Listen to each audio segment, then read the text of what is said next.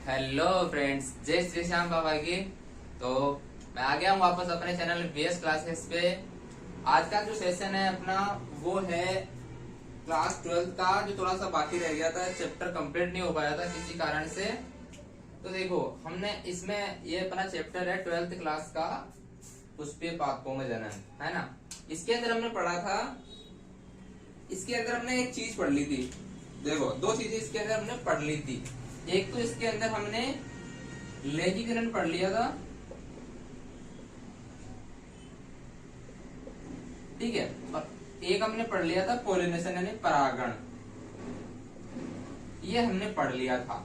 अब इसके अंदर मैंने बताया था कि एक चीज एक और है, इसके अलावा एक टॉपिक अपना बच गया था इसके अंदर, जो लास्ट है वो आज लास्ट होगा, और वो क्या है, वो है अलैंगिक जनन।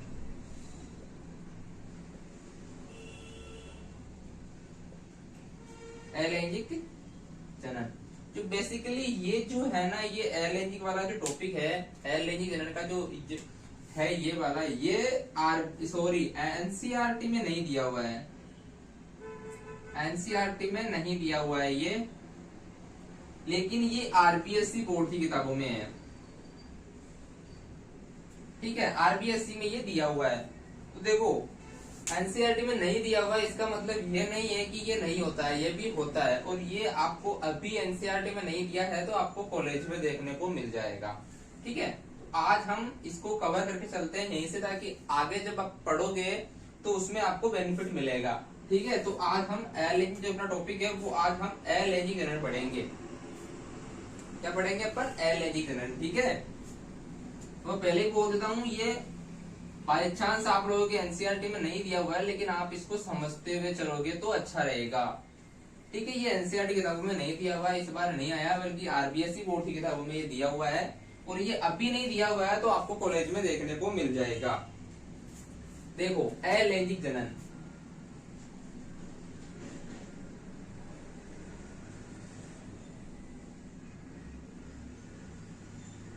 अब ये होता क्या है? देखो, लैंगिक जनन में तो क्या होता है, मादा और नर दोनों जीवों की भागीदारी होती है। जब मतलब उसमें अर्धसूत्रण की घटना या अर्धसूत्रण युग्मक संयन की जो घटना है वो होती है, ठीक है। इसके अंदर क्या होता है, इसके अंदर मतलब देखो, वह जनन, क्या कहते हैं, वह जनन, इसकी डेफिनेशन है, वह जनन जिसमें, वह जनन जिसमें अर्धसूत्रण, अर्धसूत्रण व युग्मक संलयन, वह युग्मक संलयन नहीं होता है,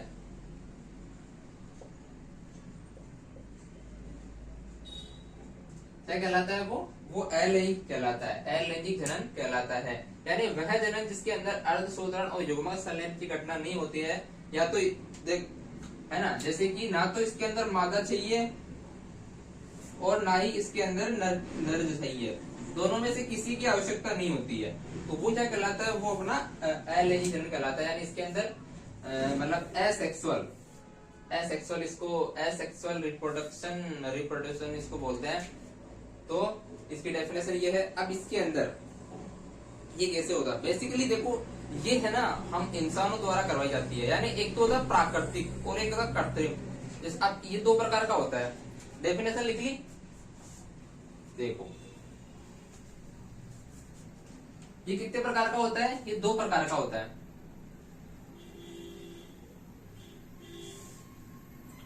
कौन कौन सा? एक तो होता है प्राकृतिक,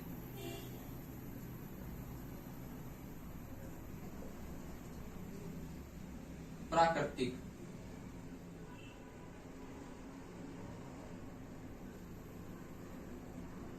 ठीक है। अरे क्या लिख रहा हूं मैं,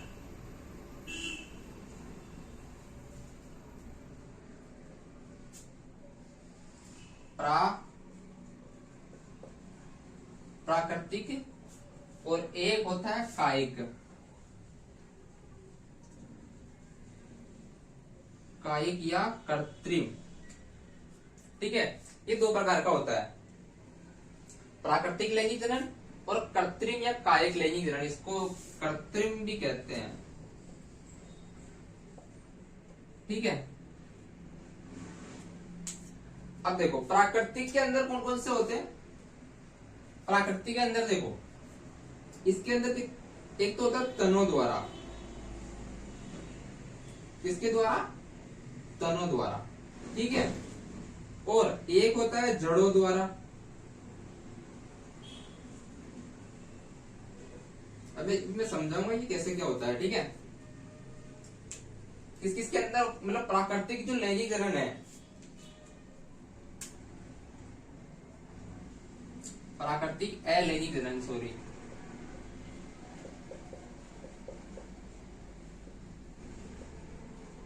और ऐसे ही कृत्रिम लैंगिक जनन। ठीक है, तो देखो प्राकृतिक के अंदर दो प्रकार होता है, एक तनों द्वारा होता है, एक जड़ों द्वारा होता है। ठीक है, और एक और होता है, इसके अंदर एक और होता है, वो कौन सा होता है, वो होता है पत्तियों द्वारा। ठीक है, तीन प्रकार का प्राकृतिक अलैंगिक जनन होता है। यानी अलैंगिक जनन जो है वो दो प्रकार का होता है। इसकी अलैंगिक जनन किसे कहते हैं वो मैंने लिखवा दिया। अब ये दो प्रकार का होता है, और दो प्रकार में एक होता है प्राकृतिक अलैंगिक जनन और एक होता है कायिक या कृत्रिम लैंगिक जनन या कृत्रिम प्रवर्धन भी बोलते हैं। ठीक है, तो देखो प्राकृतिक के अंदर क्या किससे होता है, एक तनों द्वारा होता है, एक जड़ों द्वारा होता है और एक पत्तियों द्वारा होता है। अभी हम इसको विस्तार में समझेंगे कि कैसे होता है। और कायिक के अंदर जो कायिक प्रवर्धन है वो कितने प्रकार का होता है। ये जो है ना, ये बेसिकली हम मानवों द्वारा करवाया जाता है। तो मैं इसमें यहां लिख दूं मानवों द्वारा।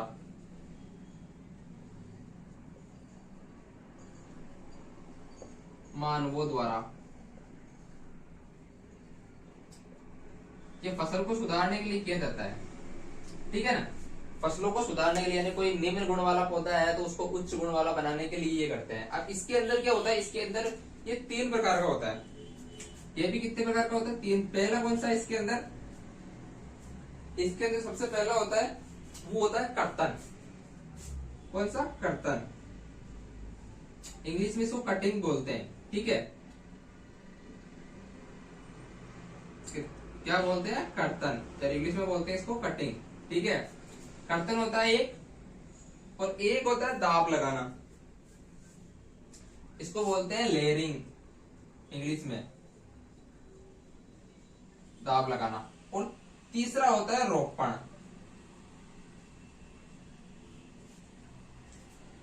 ठीक है, इसको ग्राफ्टिंग बोलते हैं। कायिक प्रवर्धन तीन प्रकार का होता है, और ये मानवों द्वारा किया जाता है। और ये कितने मतलब क्यों किया जाता है कि कोई फसल है, मान लो जैसे कि आम का पौधा है, उसका एक आम का पौधा है, उसकी थोड़ी जो फसल है वो खराब होती है, वो निम्न गुण वाला पादप है, तो उसको उच्च गुण वाला पादप बनाने के लिए हम कायिक प्रवर्धन करवाते हैं। कैसे करवाते हैं, एक तो कर्तन, कितनी विधियां होती है इसके अंदर, तीन विधियां होती है, तीन प्रकार होते हैं। देखो, एक होता है कर्तन, फिर एक होता है दाब, और एक होता है रोपण। अब ये दाब, कर्तन, रोपण क्या है, ये भी हम समझेंगे, इमेज के साथ में समझेंगे। ठीक है, तो अपन सबसे पहले जो प्राकृतिक कायिक प्रवर्धन है या प्राकृतिक जो लैंगिक जनन है वो देख लेते हैं, फिर उसको पढ़ेंगे। ठीक है, तो देखो प्राकृतिक के अंदर मैंने सबसे पहले बताया था क्या, सबसे पहला अपना तनों द्वारा, की तनों द्वारा कैसे होता है।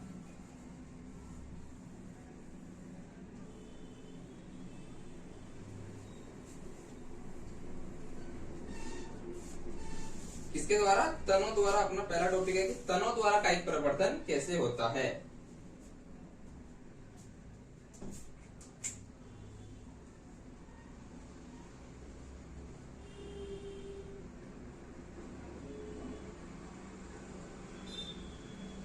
तनों द्वारा, ठीक है।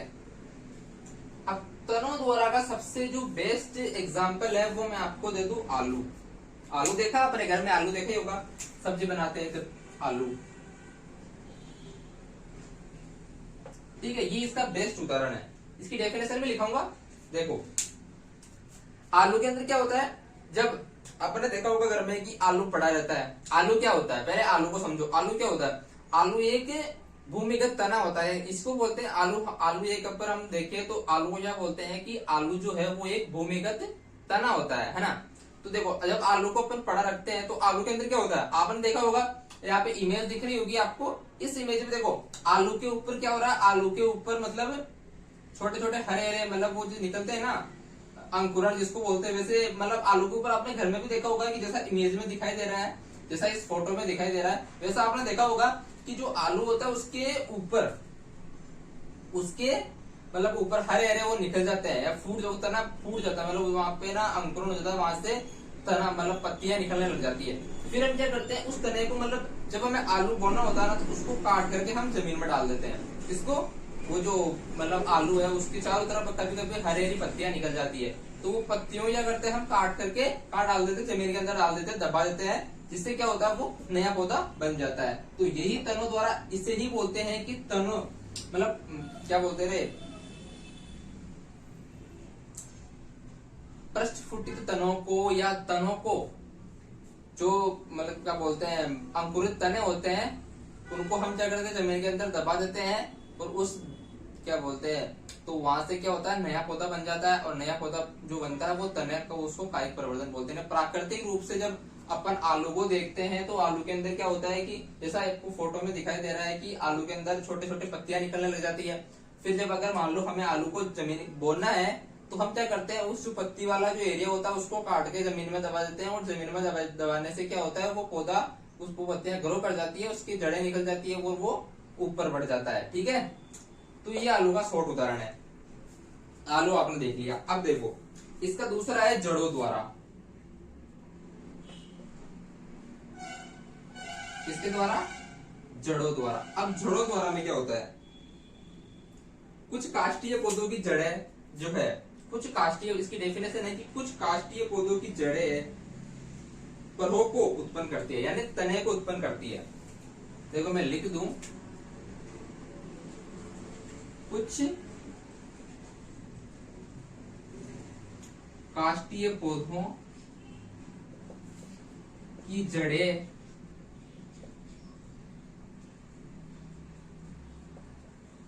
तनों को उत्पन्न करती है। तनों को क्या करती है, उत्पन्न करती है। ठीक है, अब तनों को उत्पन्न कैसे करती है, आपने देखा होगा जो गांव में रहने वाले हैं, जो गांव के रहने वाले हैं, वो उसको तो उनको तो बेसिकली पता ही होगा कि देखो जैसे आप क्या करोगे, मतलब गांव में रहते हो, नीम देखा होगा आपने, नीम का पेड़। बेसिकली ये गांव वालों के लिए तो ये जड़ों द्वारा जो कायिक प्रवर्धन है वो अच्छे से समझ आ जाएगा कि गांव में आपने देखा होगा नीम, इसका एग्जाम्पल है नीम। चमेली का भी होता है, नीम का, चमेली का, और भी एग्जाम्पल है, नीम हो गया, चमेली हो गई, और आप ले लो शीशम, ले लो, शीशम में भी ऐसा होता है।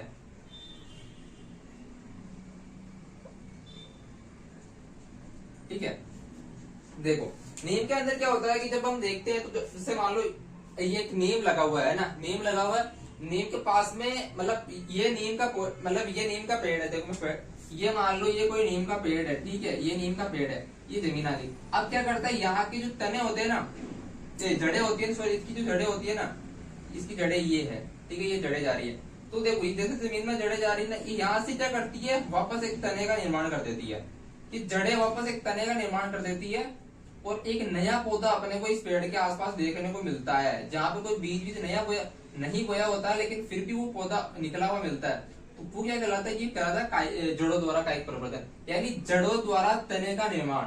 क्या, जड़ों द्वारा तने का निर्माण क्या कहलाता है, जड़ों द्वारा कायिक प्रवर्धन कहलाता है। इसके अंदर होता क्या है कि जो जड़ों द्वारा तने का निर्माण होता है और वो जड़ों द्वारा कायिक प्रवर्धन कहलाता है। इसका उदाहरण नीम, चमेली, शीशम, इनमें ऐसा होता है। ठीक है, अब एक और बचा है, वो कौन सा है, वो है आपका पत्तियों द्वारा।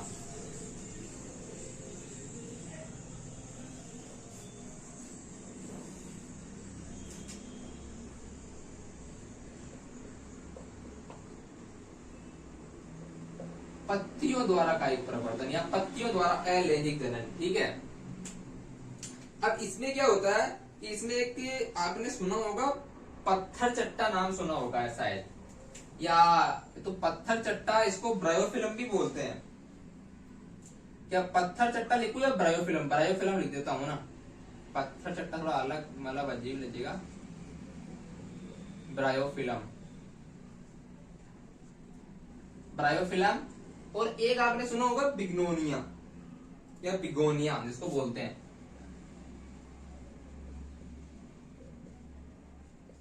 बिगोनिया। ये दो पादप ऐसे हैं, इन पादपों में क्या होता है कि जो इनकी जो पत्तियां होती है ना, उन पत्तियों की जो किनारे होती है, आपको यहाँ पे एक इमेज दिख रही होगी, एक फोटो दिख रही होगी।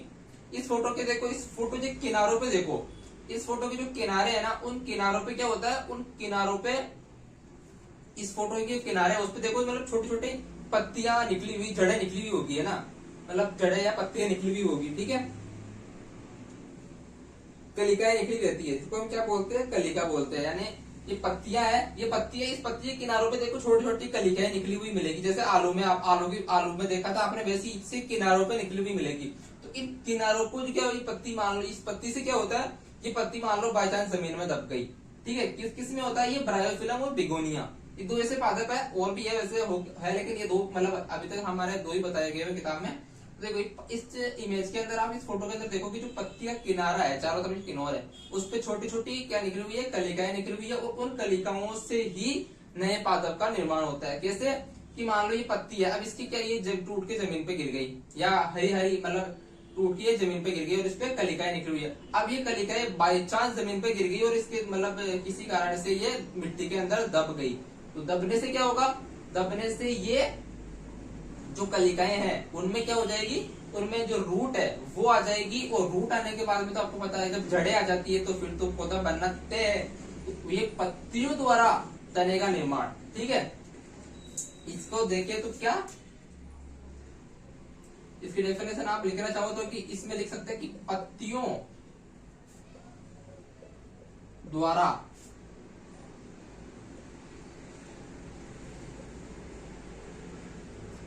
पौधे का निर्माण, सिंपल है ये, पौधे का निर्माण क्या कहलाता है, पत्तियों द्वारा कायिक प्रवर्धन या पत्तियों द्वारा लैंगिक जनन, ठीक है। ये तीन जो दिखाया मैंने, ये तीन चीजें, ये तीन ही इसके अंदर है। कौन सा, प्राकृतिक यानी नेचुरल, नेचुरल क्या बोलते हैं, नेचुरल वेजिटेटिव प्रोपोगेशन इसको बोलते हैं, या जो प्राकृतिक कायिक प्रवर्धन बोलते हैं, या प्राकृतिक एलर्जी जनन बोलते हैं। ये तीन प्रकार का होता है, और तीनों मैंने समझा दिया, तीनों की इमेज आपने देख ली कैसे होता है, ठीक है। अब अपन चलते हैं अपने कायिक जो क्या बोलते हैं, कृत्रिम कायिक प्रवर्धन है, जिसको आर्टिफिशियल वेजिटेटिव प्रोपोगेशन बोलते हैं। चल अपना एलएनजी की रहा है, एलएनजी दो प्रकार का होता है, इसमें से हमने नेचुरल वेजिटेटिव प्रोपोगेशन पढ़ लिया। अब हम पढ़ेंगे कृत्रिम कायिक प्रवर्धन। क्या, कृत्रिम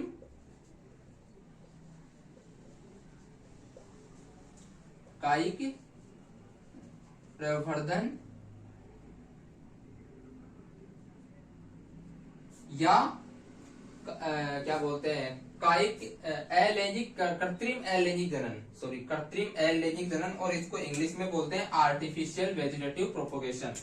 क्या बोलते हैं, आर्टिफिशियल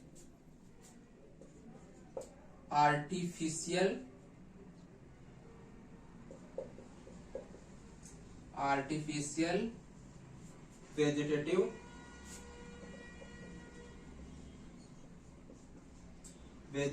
है ना, sorry vegetative,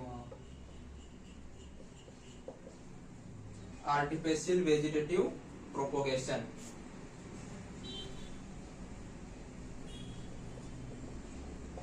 artificial vegetative propagation इसको इंग्लिश में बोलते हैं, ठीक है। प्रोपेगेशन, सॉरी प्रोपोगेशन ही प्रोपेगेशन है, ये है यहाँ पे ना, आर्टिफिशियल वेजिटेटिव प्रोपोगेशन, ठीक है। इंग्लिश में इसको ये बोलते हैं, और इसको हिंदी में कायिक प्रवर्धन, कृत्रिम कायिक प्रवर्धन बोलते हैं।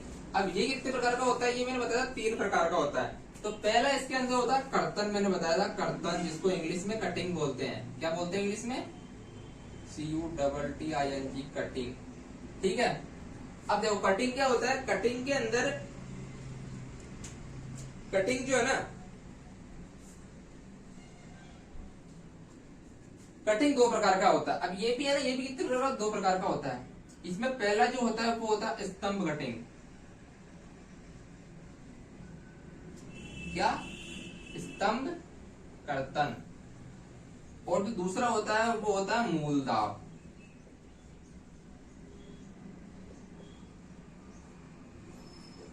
ठीक है। अब स्तंभ कटिंग पहले इसमें अगर हम देखें स्तंभ कटने, मतलब क्या देखें, स्तंभ कटिंग या स्तंभ कर्तन। तो स्तंभ कर्तन स्तंभ कर्तन के अंदर क्या होता है, स्तंभ कर्तन के अंदर क्या करते हैं, तने को काट करके हम जमीन में दबा देते हैं। और इसका जो एग्जाम्पल है वो होता है गन्ना। गन्ना देखा होगा आपने, गन्ना है ना। तो गन्ने में क्या करते हैं, गन्ने को कोई गन्ने का बीज थोड़ी आता है, उसके जो वो होती है, जो डंडी होती है, उसको टुकड़े करके हम जमीन में डाल देते हैं, जमीन में दबा देते हैं। जब आप यूट्यूब पे खोलना और आप देखना गन्ने की खेती, इसका वीडियो डालना जी, गन्ने की खेती कैसे होती है, सर्च करना जी गन्ने की खेती कैसे होती है। तो जो वो गन्ने की खेती होती है, वो गन्ने की खेती क्या होती है, वो गन्ने की खेती में कैसे करते हैं, वो गन्ने की जो तना होता है ना, गन्ने का इतना बड़ा तना होता है, उस तने को काट छोटे छोटे टुकड़े करके उसको जमीन के अंदर दबा देते हैं। और उसी से क्या होता है, मतलब वापस एक नया गन्ने का निर्माण होता है। तो ये होता है स्तंभ कर्तन, यानी तने को काटकर जमीन में, मतलब मिट्टी में दबाना। इसकी डेफिनेशन लिखवा दूं मैं, इसको बोलते हैं तनों को काटकर जमीन में दबाना। ये एक लाइन है छोटा सा कि स्तंभ कर्तन किसे कहते हैं, तो इसके कि भाई तनों, इसके अंदर क्या होता है, तनों को काट करके जमीन में दबा दिया जाता है, जिससे नए पौधे का निर्माण हो जाता है, वो क्या कहलाता है, स्तंभ कर्तन। और इसका एग्जाम्पल क्या है, गन्ना। ठीक है। और एक आता है अपना, जब अब बताया था मैंने, मूल कर्तन। मूल कर्तन की भी डेफिनेशन सेम यही है, इसमें तने को काट के, मूल का मतलब क्या होता है, समझ रहे हो ना मूल का मतलब, अरे मूल का मतलब होता है जड़, रूट। इसको बोलते हैं, मूल को रूट बोलते हैं, जड़ बोलते हैं हिंदी में, और अंग्रेजी में रूट बोलते हैं। इसके अंदर भी क्या होता है, इसके अंदर भी ज्यादा कुछ नहीं होता, इसके अंदर भी जड़ को जो है मिट्टी में दबा देते हैं, तो वो जड़ से क्या होता है, नया पौधा। इसका उदाहरण है सलजम, क्या बोलते हैं, सॉरी, शकरकंद।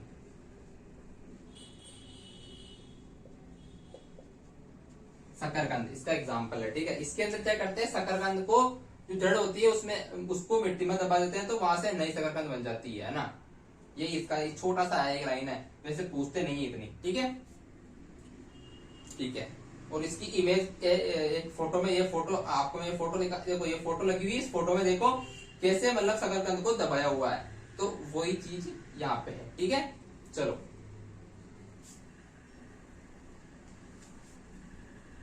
अब आता है अपना दाब लगाना। क्या आता है, दाब लगाना।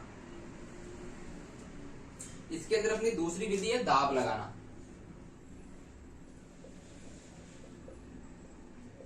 और इसको इंग्लिश में बोलते हैं लेयरिंग। क्या बोलते हैं इंग्लिश में, लेयरिंग। ठीक है। अब ये भी भाई साहब कितने प्रकार का होता है, ये भी जो है दाब लगाना है, वो भी दो प्रकार का होता है, नहीं सॉरी, एक प्रकार का ही होता है। इसके अंदर क्या बोलते हैं, ये जो दाब लगाना है ना, ये भी इसकी डेफिनेशन क्या होती है, इसके अंदर एक विधि एक और आती है दाब लगाना, और एक विधि एक और आती है इसके अंदर, उसको बोलते हैं हम टीला दाब। क्या बोलते हैं उसको, टीला दाब बोलते हैं। ठीक है। अब टीला दाब क्या होता है, यार दाब लगाना क्या होता है, यानी पादप से अलग, इसकी डेफिनेशन क्या है, पादप से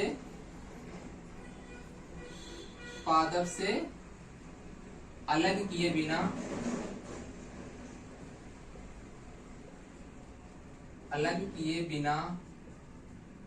पादप से अलग किए बिना क्या करते हैं,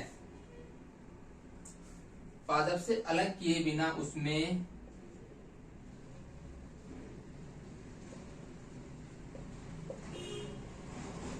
अपस्थानिक मूल, अपस्थानिक जड़ें लिख लो आप, अपस्थानिक जड़ें उत्पन्न करना। ठीक है, दाब लगाना यानी पादप से अलग किए बिना उसको क्या करते हैं, उसमें क्या बोलते रहे, उसमें क्या करते हैं, उसमें मतलब जो अपस्थानिक मूल्य होती है वो उत्पन्न करना क्या कहलाता है, दाब लगाना। जैसा कि आपको यहाँ पे एक इमेज लगी हुई है, इस इमेज में या इस फोटो में दिख रहा होगा कि कैसे हमने पादप की एक शाखा को उससे अलग किए बिना उसको मिट्टी में दबा करके उसमें से हम जड़ें उत्पन्न करवा रहे हैं, है ना। दबा दिया, अब जब इसमें जड़ें आ जाएगी तब हम उसको पादप से, मुख्य पादप से अलग करके दूसरी जगह पर लगा देंगे तो वो नए पादप के रूप में वृद्धि कर जाएगा। और ऐसे ये टीला दाब। अब टीला दाब क्या होता है देखो,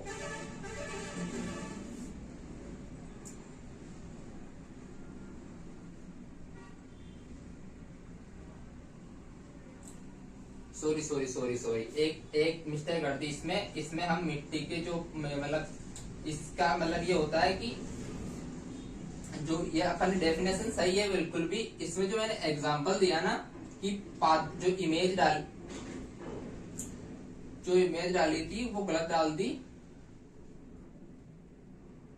देखो टीला दाब क्या होता है, टीला दाब के अंदर हम क्या करते हैं, तने की झुकी हुई शाखा को, किसी पादप के तने की जो झुकी हुई शाखा होती है ना,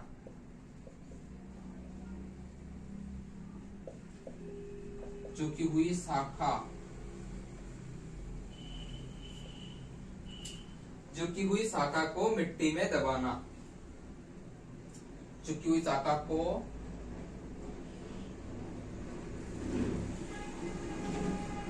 जमीन में दबाना क्या कहलाता है, टीला दाब। यानी देखो, अब देखो ये जो फोटो लगी हुई है, इस फोटो में क्या हो रहा है, इस फोटो में देखो कैसे एक पादप है, उसकी जो शाखा है तने की वो झुकी हुई है, उसको हमने क्या किया, जमीन में दबा दिया। लेकिन दबाने से क्या होगा, जमीन के अंदर वो शाखा धीरे धीरे क्या करेगी, जड़ें पकड़ लेगी, यानी मूल उसके अंदर जो अपस्थानिक मूल्य है वो उत्पन्न हो जाएगी। और वो उत्पन्न होने के बाद में क्या होगा, उस भाग को हम अलग करके, मुख्य पादप से अलग करके उसको अन्यत्र दूसरी जगह पे लगा देते हैं, तो वो क्या करेगा, नया पौधा बना लेगा। और यही डेफिनेशन इसकी है, दाब लगाना। ये दाब लगाना, मेन विधि दाब लगाना है कि पादप से अलग किए बिना उसमें अपस्थानिक जड़ें उत्पन्न करना। और टीला दाब उसकी एक विधि है कि हम बिना पादप से अलग किए हुए उसके भाग में कैसे, क्या उसके मतलब उससे जो भाग है उसमें कैसे हम जड़ें उत्पन्न कर सकते हैं, या उस शाखा में कैसे जड़ें उत्पन्न कर सकते हैं किसी पादप के भाग को उससे अलग किए बिना। तो ये उसकी एक विधि है कि जो झुकी हुई शाखा होती है उसको जमीन में दबा दो और थोड़ा दिन रुको, वो उसके अंदर अपस्थानिक जड़ें ऑटोमेटिक आ जाएगी। ठीक है, अब इसकी जो लास्ट बची है वो बची है, और इसके अंदर एक विशेषकर ध्यान रखना चाहिए कि एक से अधिक पर्व संधियां, क्या एक या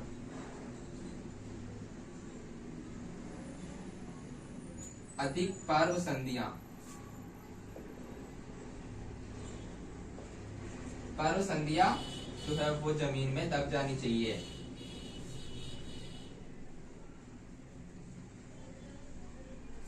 तभी उसमें अपस्थानिक मूल्य निकलेगी, वरना नहीं निकलेगी। पर्व संधि किसे कहते हैं जानते हो क्या?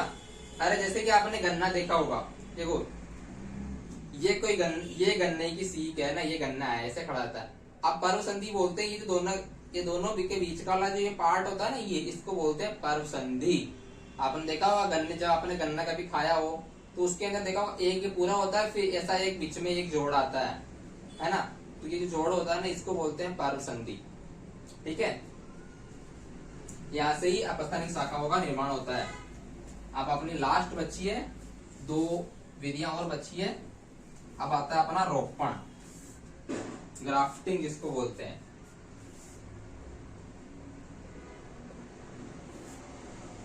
क्या बोलते हैं इसको, इंग्लिश में बोलते हैं इसको ग्राफ्टिंग, GRAF, ग्राफ।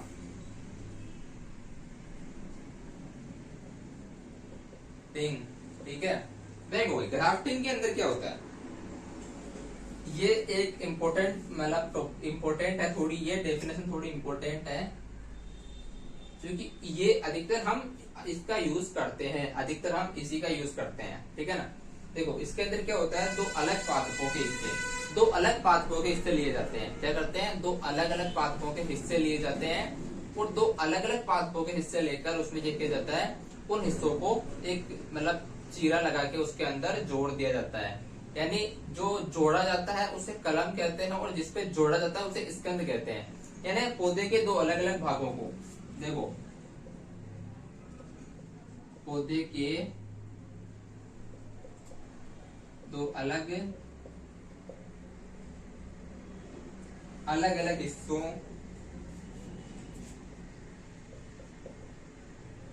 अलग अलग हिस्सों को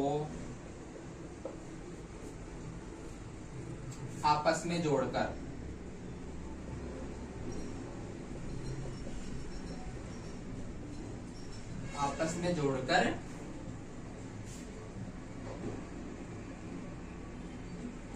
नया पादप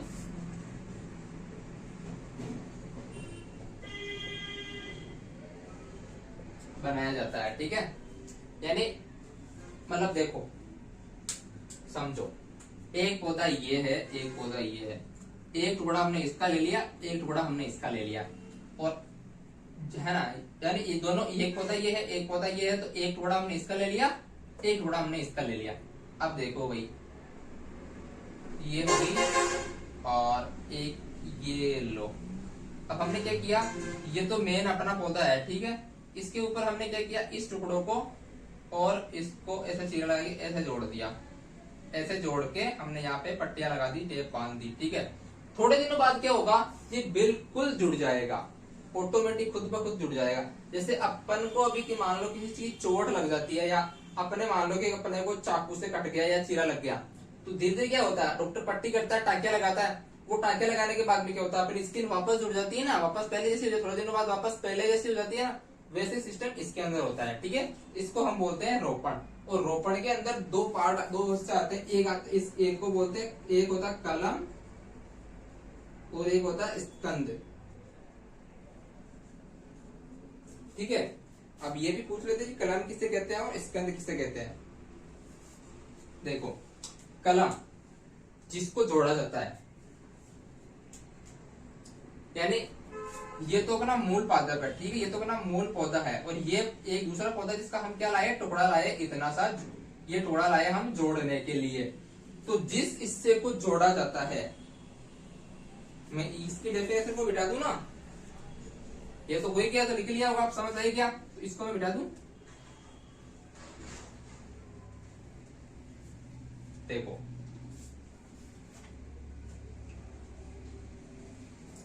पहले लिखो कलम, यानी अच्छी किस्म का वह पादप जिसको क्या करते हैं, जोड़ते हैं।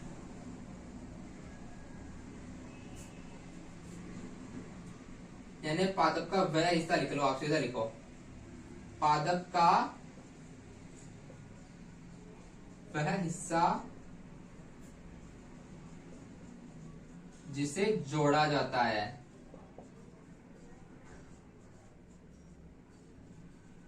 जोड़ा जाता है, वह कलम कहलाता है। ठीक है, और स्कंद,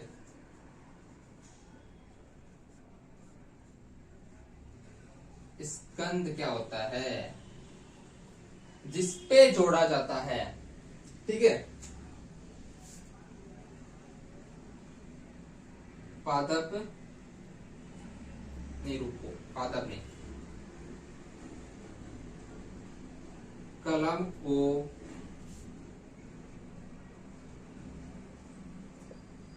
जिसपे जोड़ा जाता है वह स्कंद, वह स्कंद कहलाता है। ठीक है, समझ आया।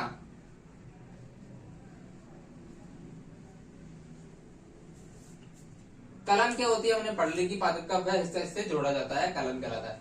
अब स्कंद क्या होता है कि कलम को जिसपे जोड़ा जाता है वह स्कंद कहलाता है। ठीक है, ये डेफिनेशन इसकी थी। अब इसके अंदर अपनी एक विधि और है, वो इम्पोर्टेंट है, फिर उसके बाद अपना चैप्टर, ये टॉपिक और चैप्टर दोनों खत्म। लिख तो रहे हो ना, लिख लिया, इसकी थोड़ा ले लेना फटाफट में, कहने की देर मत लगा देना, लिखना हो तो, ये इम्पोर्टेंट है। ऐसे पूछ लेते हैं कभी कभी कलम किसे कहते हैं, है ना। अब इसके अंदर एक आती है जिह्वारोपण, इसके अंदर एक विधि आती है रोपण के अंदर, उसको हम बोलते हैं जिह्वारोपण।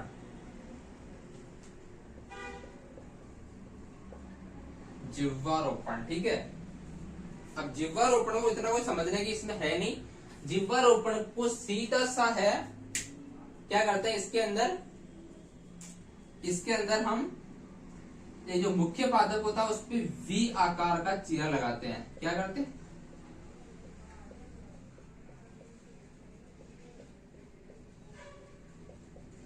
वी आकार का चीरा लगाते हैं। ठीक है, वी आकार का चीरा लगाकर उस पे कलम को जोड़ते हैं, है ना। वी आकार का चीरा लगा के उस पे कलम को जोड़ते हैं। जैसा आपको यहाँ पे एक फोटो है, इस फोटो में दिख रहा होगा कि कैसे कलम को जो है स्कंद पे जोड़ा जाता है, किस टाइप से चीरा लगाना है। यानी देखो फोटो में दिख रहा है कि ये कोई मुख्य पादप का भाग है, ठीक है। अब इसके अंदर क्या, ये मुख्य पादप का भाग है ना, इसके अंदर क्या किया, इसके अंदर ऐसे वी आकार का चीरा लगा दिया, ठीक है, लगा दिया। अब क्या किया, जो कलम है उसको कैसे काटा, उसको भी इन्होंने वी आकार में काट लिया। ये लो, ये वी आकार में काट लिया। अब देखो ये कितना अंदर घुस गया, ये इतना अंदर घुस गया, और अब यहाँ पे ये इन्होंने टेप पलट दी, यहाँ पे इसको बांध दिया कस करके, ठीक है। तो देखो मूल पादप कौन सा है, ये वाला जिसपे जोड़ा गया, और ये अपनी कलम है। अब देखो इस पे जोड़ा गया ना, तो इस पे जोड़ने से क्या होगा, ये जो पूरा पादप है वो उच्च गुण वाला हो जाएगा, और ये यहाँ पे जुड़ के एक नया पौधा बना लेगा। ठीक है, इसका उदाहरण क्या होता है, इसका उदाहरण आप देखोगे तो एक तो गुलाब के अंदर हम ऐसा करते हैं, किसके अंदर करते हैं, गुलाब के अंदर, गुलाब में करते हैं। और एक करते हैं हम, जैसे कि क्या बोलते हैं, आम ले लो या अमरूद ले लो, आम या अमरूद, ठीक है। इन दोनों के अंदर क्या, इन तीनों गुलाब, अमरूद और आम, इन सब के अंदर हम क्या करते हैं, हम कायिक प्रवर्धन करवाते हैं, इसके अंदर रोपण, ग्राफ्टिंग करवाते हैं, और फिर इसकी जो किस्म होती है पादपों की उनको अच्छा बनाने के लिए ये करते हैं। और यही अपना इस टॉपिक है 12वीं क्लास का पहला चैप्टर, जो पुष्पी पादपों में जनन, जिसका नाम है, या आप अगर आरबीएससी बोर्ड की किताब उठाते तो उसमें आवर्त बीजी पादपों में जो जनन है वो समझा दिया। और मैंने बताया कि ये जो एलर्जिक वाला पार्ट है ये सिर्फ आरबीएस बोर्ड की किताबों में दिया हुआ है, एनसीईआरटी में नहीं दिया हुआ है। तो एनसीईआरटी में नहीं है तो टेंशन मत लेना, जिसके है वो आराम से देखना। और एनसीईआरटी वाले भी मेरे ख्याल से एक बार देख लेना, क्योंकि ये अभी इसमें आपकी इस 12वीं क्लास में नहीं है तो आपको कॉलेज में देखने को मिल जाएगा। ठीक है, तो अच्छे से अगर हम पढ़ के चलेंगे तो काम देगा अपने। ठीक है, तो इसी के साथ मुझे दीजिए आज्ञा, जय श्री श्याम। मिलते हैं नेक्स्ट वीडियो में, जो अपना नेक्स्ट चैप्टर होगा उसके अंदर हम बहुत जल्दी हमारी मुलाकात होगी। Okay, tata, bye bye.